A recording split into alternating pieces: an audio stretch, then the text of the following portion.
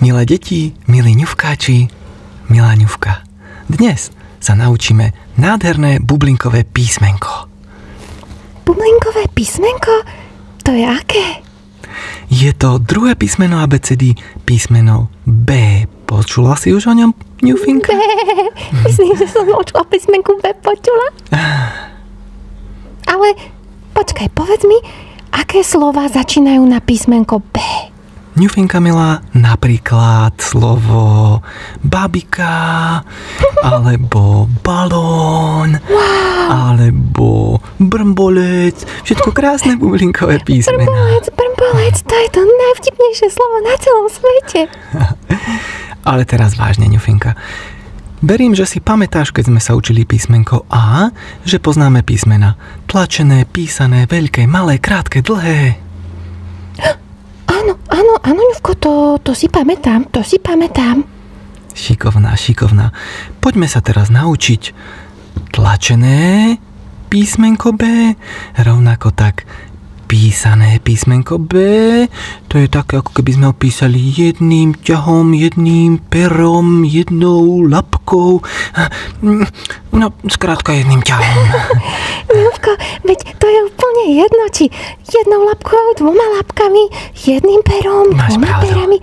Hlavne, aby sme ho vedeli a aby bola zábava. Presne tak. Ňufinka. Veľké tlačené B vyzerá ako dve veľké bublinky na tyčke. Takto. A malé tlačené B vyzerá ako malá bublinka na tyčke. Takto. Aha, už tomu rozumiem. No a čo tie písané Bčka? No a písané Bčka, to sú trošku ťažšie, ale ňufkáči to zvládnu, rovnako ako aj ty, ňufinka. Veľké písané B jedným ťahom vyzerá takto a malé písané B jedným ťahom napísané vyzerá takto.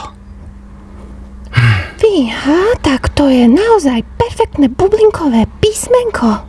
Áno, sú to všetko veľmi veselé, báječné bublinkové písmenká.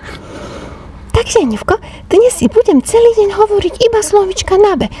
Brmbolec, barbinka, baklažan, babka, bicyklista. Počkaj, ňufinka. Ide ti to výborne, ale zadrž. Zapamätaj si. Bublinky sa do úst nedávajú. Tak, dobre, ňufko. Ďakujem ti, že si ma dnes naučil tak veľa vecí o písmenku B. A teraz poďme si vypočuť krásnu Bčkovú pesničku. Tancujte s nami, ňufkáči. Poďme na to.